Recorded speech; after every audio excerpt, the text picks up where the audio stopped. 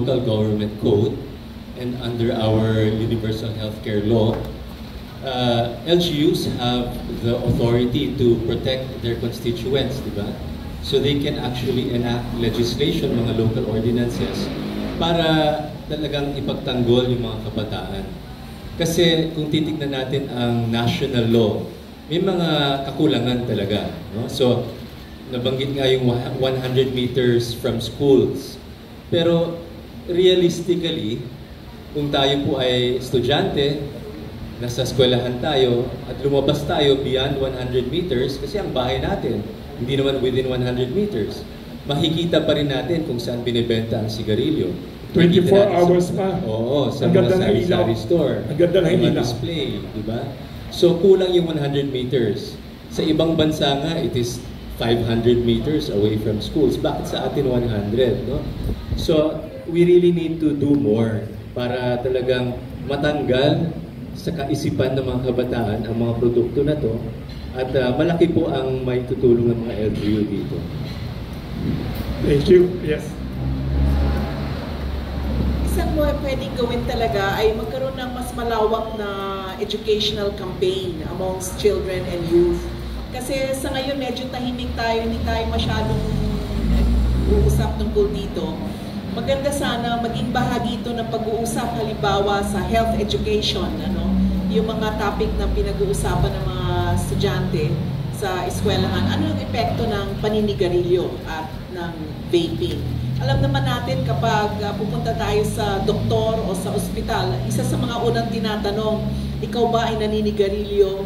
Ikaw ba ay gumagamit ng tobacco products? Ikaw ba ay umiinom? At saka iba pang mga health alam na natin yung mga standards. Alam natin kapag nanigarilyo ka, mas malaki talaga yung risks, no, sa buhay. Pero hindi natin nabibigyan yung mga bata ng talagang chance na pag-usapan. Kasi I'm sure curious sa mga bata, kailangan talaga natin harapin. These are the things that you will see, but kailangan nyo rin maging aware na ito yung mga dangers, no? At siguro ang isang kaakibat din ito, ang pagbibigay din ng mas maraming opportunities for rest and recreation ng mga bata na hindi kasama ang mga harmful practices like addiction to cigarettes, vape, and alcohol, for example. Idadamay ko na yung alcohol dahil magkakasama yan lahat. So, siguro yun yung importante na harapin natin to ng mas aggressive na paliwanag sa mga bata. At ang mga bata din, magkaroon din sila ng opportunities na pag-aralan, na pag-isipan nila kung gagayahin ba nila yung mga nakakatanda na gumagamit ng ganitong mga produkto. Thank you very much. To our three interesting, may tanong pa kaya? Yes? Just an additional question. In recent budget plenary debates at the Senate, nabanggit nga rin po yung ilan sa mga nasabi niyong proposed amendments to the anti-vape law nga po. How optimistic are you na mapapasa po ito given yung current political climate po, yung mga amendments na na-suggest? Very good question. Ano ang hope ninyo? Magandang question yan.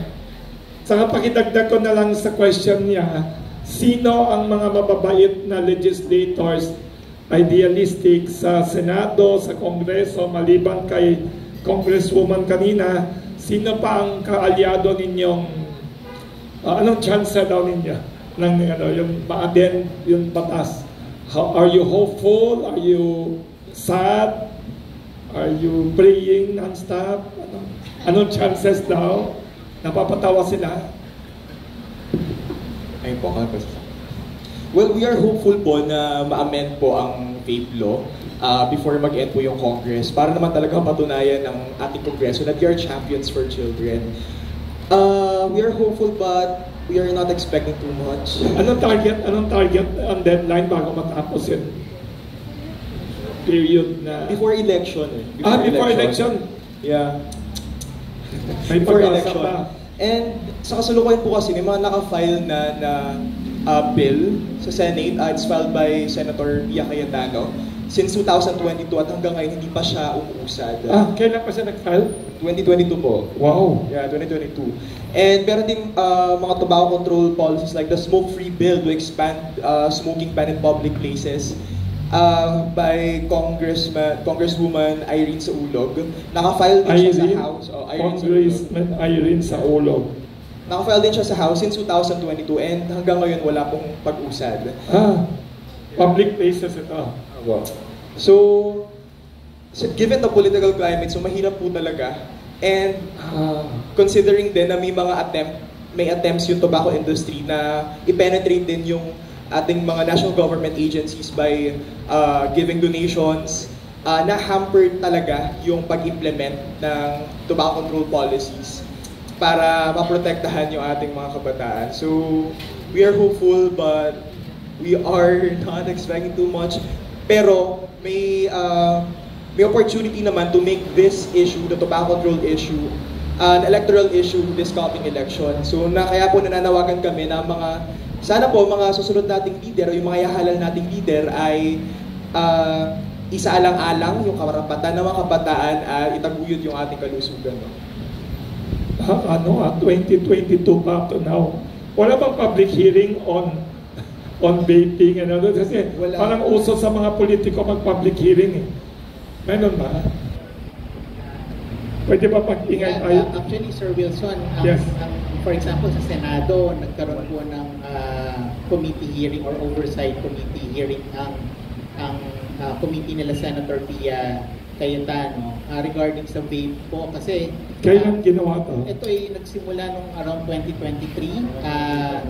Ang kanilang tutok ay kung pinapatupad ba ng maayos ng mga ahensya ng gobyerno yung vape regulation law, yung RD 11900. Yes, At yes. kung matatandaan po natin, ilang beses na pong binabanggit ni Senator Pia during those hearings na talagang kulang yung enforcement na ginagawa ng particularly yung inatasan ng batas, yung DTI.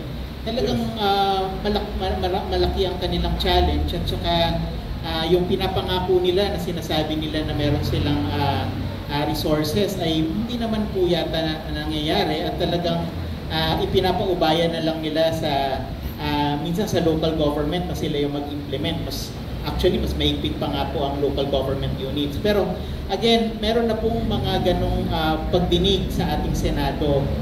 Sa kasalukuyan, ang atin po talagang binabalikan ay yung mga ahensya na merong mandato to actually implement itong mga polisiyang ito. Kasi nandyan po sila sa batas, na nakalagay sa batas, at saka ito po ay patuloy nating pinututukan dahil nga po maraming insidente katulad ng nakita nating video ni Albert na hindi talaga pinapatupad yung sinasabi ng batas. Walang tinatanong sa edad. Yung edad, for example, di ba yung verification ng edad ng bumibili ng mga produktong to.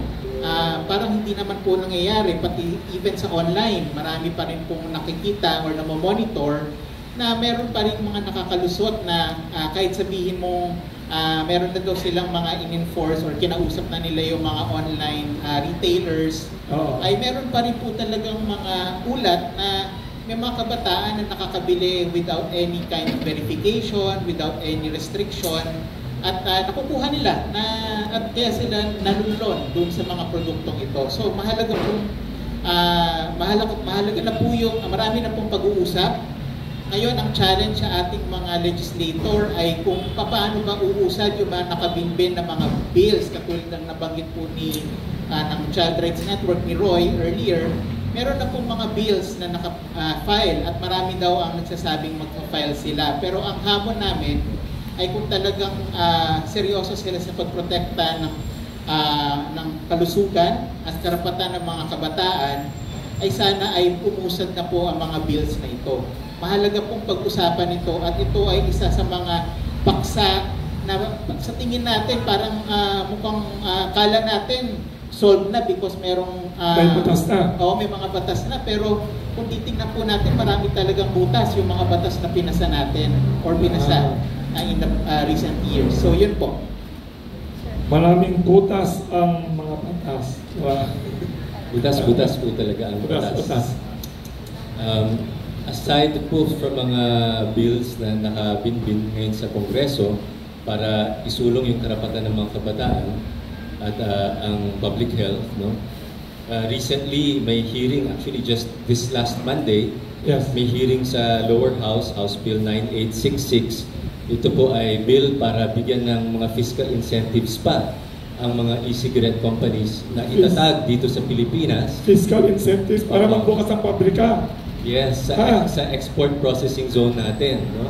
So, Wow. bibigyan sila ng mga tax breaks, no corporate income tax, tax break from value-added tax, no? At pwede pang i-extend yung mga incentives na to ng presidente for up to 40 years. So, imagine ninyo, mababa na nga yung buwis na ipinapataw sa mga e-cigarettes and heated tobacco products. Ngayon, lalagyan pa ng additional incentive. No? Kung titignan po natin ang ating sin tax law, mataas na po ang buwis sa sigarilyo, although medyo mura pa, nakaka-afford pa. Pwede pang itaas yung buwis sa sigarilyo. Pero kung ikukumpara natin ang buwis sa e-cigarettes at sa mga heated tobacco products, napakababa po, no, comparably. So ang kailangan actually gawin ng Kongreso, and this will start in the lower house, is itaas ang excise tax on heated tobacco and e-cigarettes para ipantay sa tax ng sigarilyo. Yun yung unang-unang gawin. At pangalawa, huwag talagang bigyan ng fiscal incentives pa. Kasi sabi nga nung ating DOF, kulang na sila ng revenues because they're now giving under the Create More Law na ipinasa ng Kongreso at pinirmahan ng Presidente, there are now lower income taxes, corporate income taxes. So, ang laki ng natanggal na revenue from the government. Saan nila kukunin ang extra revenue? They should be taxing these harmful products. Kasama po ang heated tobacco and e-cigarettes without the additional fiscal incentives. Ayos. Good morning po, Rafael Bosan po from ABS-CBN. So,